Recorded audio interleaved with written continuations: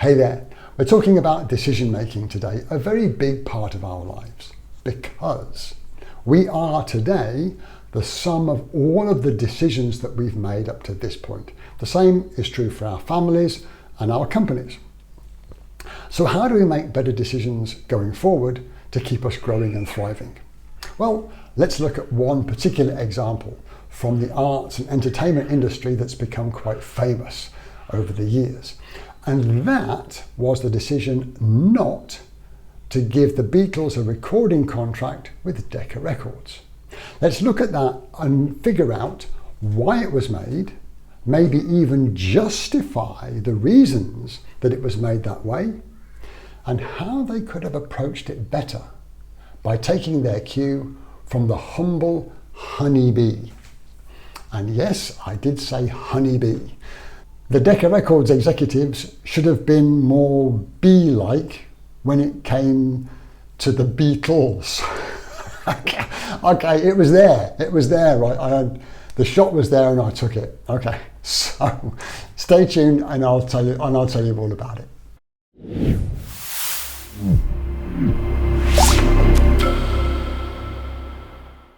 Okay, enough mucking around. Let's take a look at that decision back in 1962. So, back then, two bands came to audition for Decca Records for a record contract. One was an established band called the Tremeloes, and the other was a little-known band called the Beatles. And I came across this from a guy called Rory Sutherland, who tells the story this way. And the executives at Decca were told from the two bands auditioning that they could only sign one.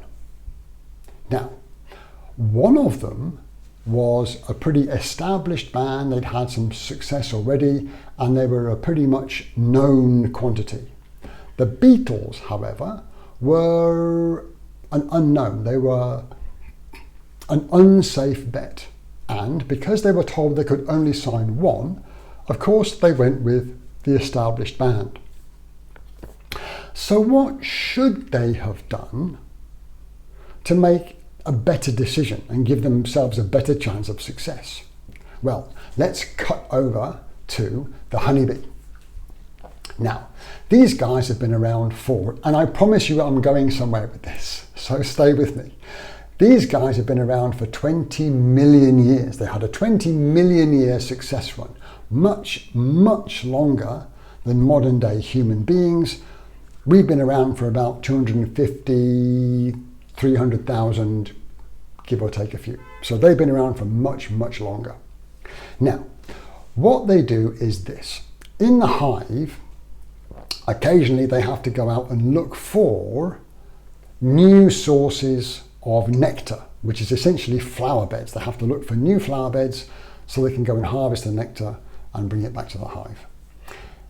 And in so doing, of course, pollinate the flowers to keep them thriving too. Now, when they find a flower bed, they come back to the hive and they do a little maneuver. They do a little maneuver inside, they do a little dance that tells the bees where to find the flowers. And about 80% of the bees then go off to that flower and harvest the nectar. Now, I said about 80% of the bees go off in that direction.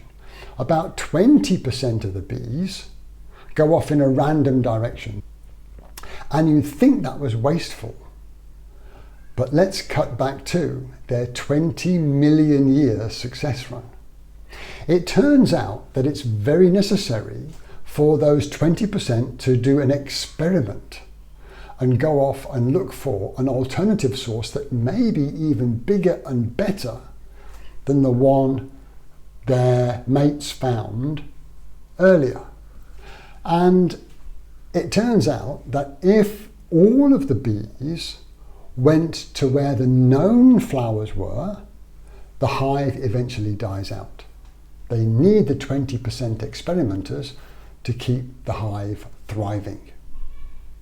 So, What should the guys at Decca have done? Well, taking their cue from the Bs, they should have signed both. They should have gone for the safe bet and put maybe most of their recording power and support to that band, and played a small bet on the little known band, the Beatles, at the time. That way, they wouldn't have put themselves at risk, and it turns out, of course, they would have capitalized on the Beatles' success. So what do we do when it comes to our own decisions? Well, we need to, in many cases, do what we know. And these are things called best practices, the established wisdom, our standard operating procedures. We put a lot of effort into those things because they keep the wheels turning.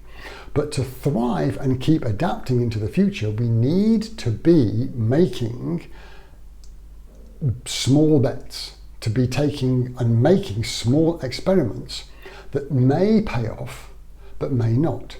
But because we're making small bets, we're not putting the entire company at risk. So if we frame up decision making like this, we can keep ourselves alive, but also keep ourselves relevant to our target market and our communities as we go forward. I really hope that that did make sense. Now, is there a case when you go all in on something unknown? Should you always play safe and take an experiment? Well, I can only think of one circumstance that it would pay to go all in on an experiment that may not work. And that is if you're going to fail anyway. If you're looking at failure right in the face, and if you don't do something radically different, you're pretty much guaranteed to fail, then you maybe have nothing to lose. That's the time to go all in on something that may not work, because failure is pretty much guaranteed if you don't. So that's pretty much the only circumstance that I would say it makes sense to bet on something that might not work.